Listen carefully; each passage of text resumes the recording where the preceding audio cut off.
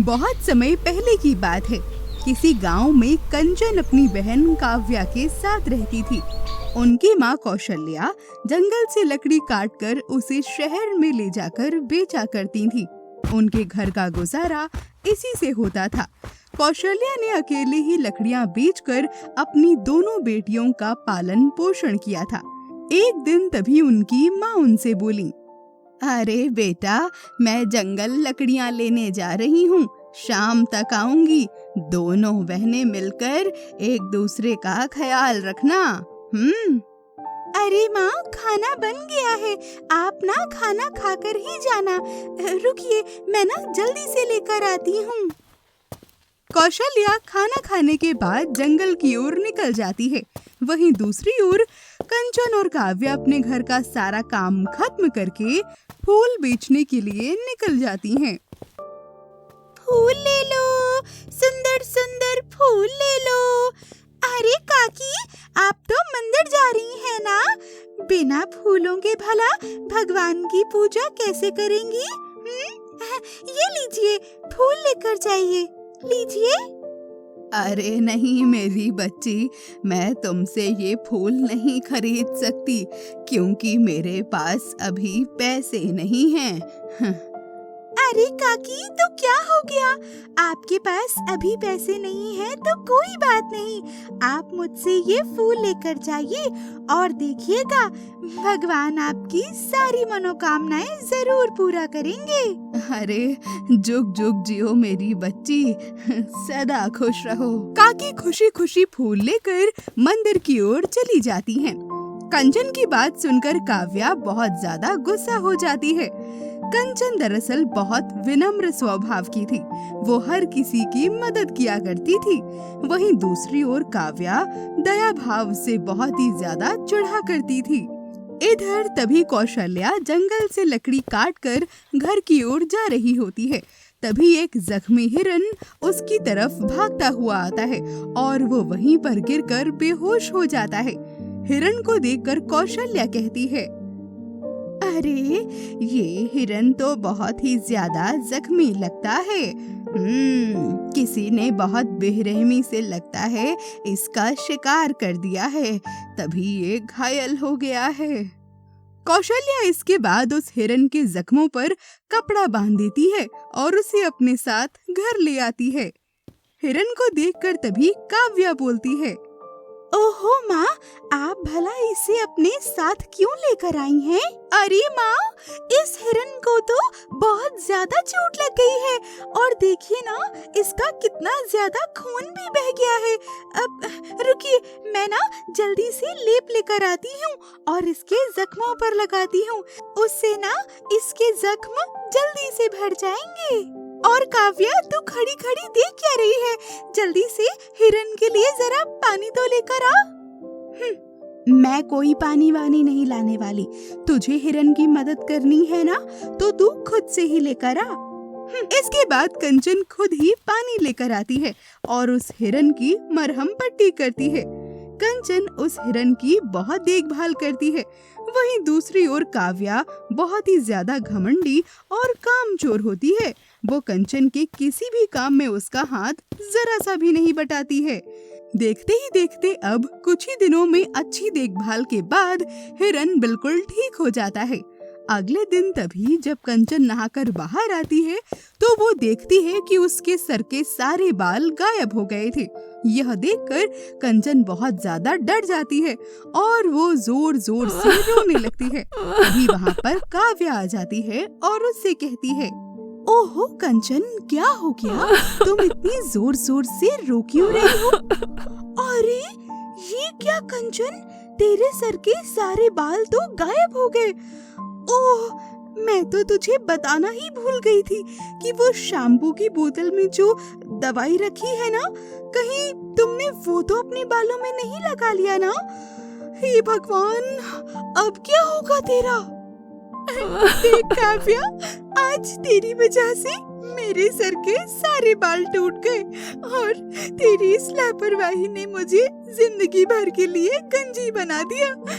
अब मैं किसी को भला क्या मुंह दिखाऊंगी? अब कंचन, मुझे माफ कर दे। हाँ, तू एक काम कर कि ये शैम्पू लगा कर देख। मैं कल ही ना इसे बाजार से लेकर आई हूँ। ये ना बहुत अच्छा शैम्पू है, तू एक बार इसे लगा कर देख। अब ये सब तभी वहाँ पर खड़ा हुआ हिरन सुन लेता है और कंचन को इस तरह से रोता हुआ देखकर उस शैम्पू की बोतल में जादू कर देता है। थोड़ी देर के बाद कंचन जब उस शैम्पू से नहाकर बाहर आती है तो उसके सर में बहुत सुंदर सोने के बाल आ जाते हैं और ये देखकर काव्या हैरान रह जाती है और उससे कहती है, अरे वाह कंचन, अभी तो तुम्हारे सर पर एक भी बाल नहीं था और अब इतने सारे सोने के बाल। ये कहाँ से आ गए? क्या कहा तुमने? सोने के बाल? हाँ हाँ कंचन, मैं बिल्कुल ठीक कह रही हूँ। अगर तुम्हें मेरी बातों पर यकीन नहीं होता ना तो जाकर खुद ही शीशे में देख लो। अरे हाँ काव्या, तुम तो बिल्कुल ठीक कह रही हो, लेकिन मेरे ये सब बाल भला सोने के हुए कैसे? क्योंकि कंचन तुम अपने बालों को लेकर दुखी थी ना, इसीलिए। हाँ, ये आवाज, भला ये आवाज कहाँ से आ रही है? देखते ही देखते तभी वो हिरन एक बहुत ही खूबसूरत सी परी में बदल जाती है और उससे कहती है, कंचन, तुमने मेरी बहुत सेवा की है। तुम एक बहुत ही नेक दिल लड़की हो, इसीलिए मैंने तुम्हें सोने के बालों का वरदान दिया है।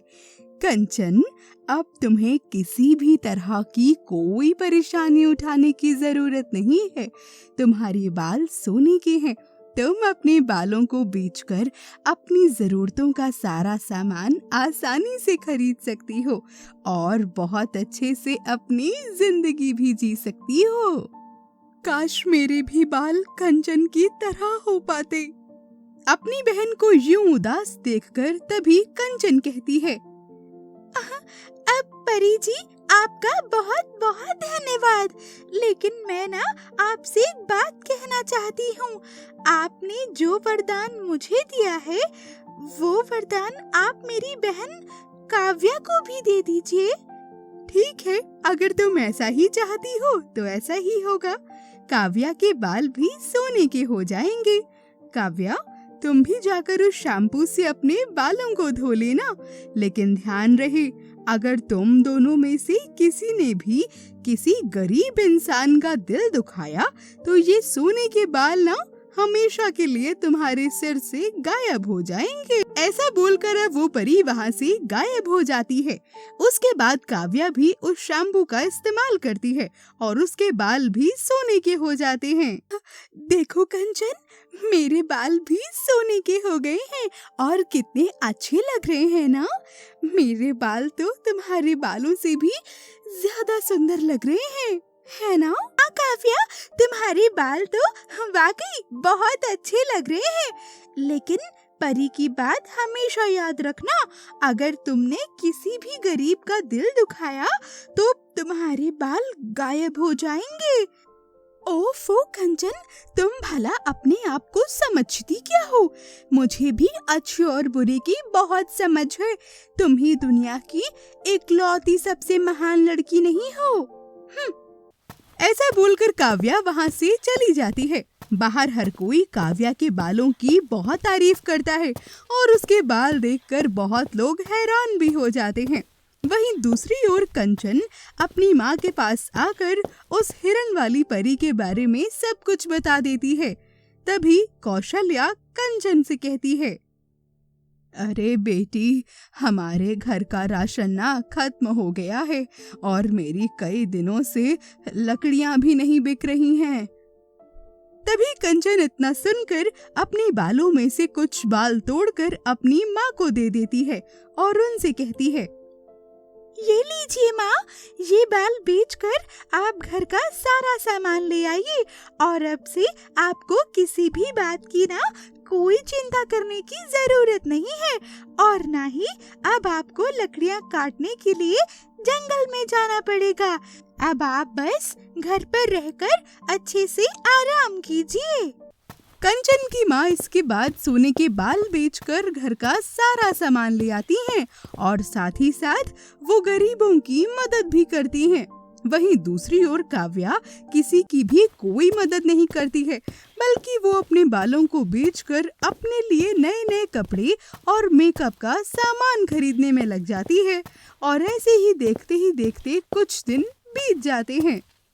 कंचन हमेशा की तरह अपने गांव के जरूरतमंद लोगों की मदद करती है। जिसे भी पैसों की जरूरत होती, कंचन अपने सोने के बालों को बेचकर उनकी मदद कर देती। लेकिन काव्या ऐसा बिल्कुल नहीं किया करती थी। एक दिन तभी काव्या मंदिर जा रही होती है। मंदिर के बाहर कुछ भिखारी बैठे होते हैं, जो काव्या को देखकर उससे पैसे मांगने लगते हैं। अरे बेटा, मैंने बहुत दिनों से कुछ भी नहीं खाया है और मेरा बेटा भी बहुत बीमार है। तुम कृपया मुझे कुछ पैसे दे दो। ओहो, भला मैं तुम लोगों की मदद क्यों करूं?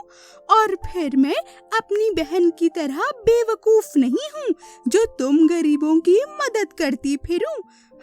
अगर मैं कंचन की तरह तुम गरीबों की मदद करती फिरूंगी ना, तो एक दिन मेरे सारे बाल गायब हो जाएंगे।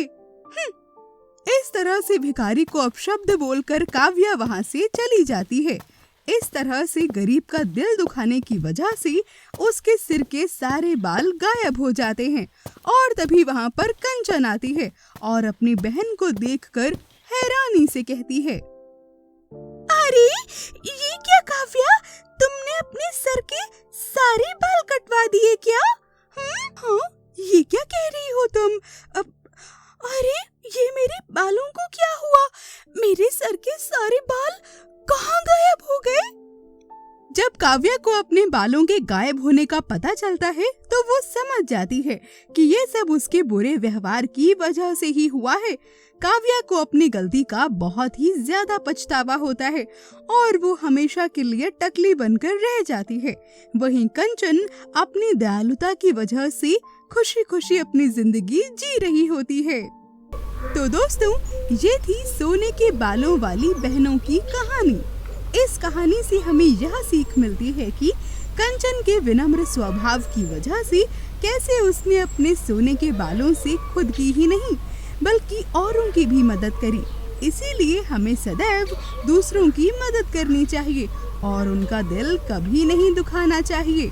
अगर आपको ये कहानी अच्छी लगी तो इसे लाइक जरूर करें और हमारे चैनल को सब्सक्राइब करना बिल्कुल ना भूलें। हमें कमेंट करके जरूर बताएं कि आपको ये कहानी कैसी लगी। धन्यवाद।